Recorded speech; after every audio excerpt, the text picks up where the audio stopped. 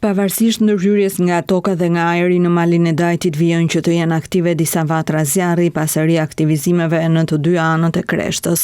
Operacioni vijon me 50 efektiv të forcave të armatosura, ndërsa mbështetja ajrore është realizuar me 1 helikopter dhe 2 avione Air Tractor. Aktualisht nuk ka asnjë rrezik për zonat e banuara. Sipas Ministrisë së Mbrojtjes, në 24 orët e fundit, në territorin e vendit janë 5 vatra aktive dhe 4 në mbikëqyrje. Një zjarr ka rënë mbrëmjen e së martës edhe në zonën e Shashicës në Vlorë. Flakët të favorizuara nga era u përhapën me shpejtësi në sipërfaqen me bimësi dhe shkurre.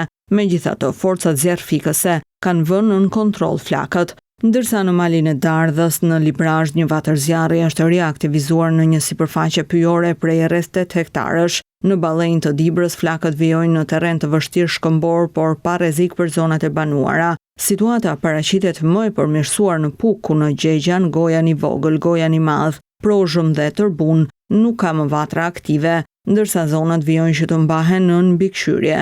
Në operacionet për përballimin e situatës janë angazhuar në total 219 forca operacionale dhe 35 automjete zjarrfikëse. Forcat e armatosura kanë mbështetur operacionet me 60 efektiv, 1 helikopter dhe 2 avion Air Tractor.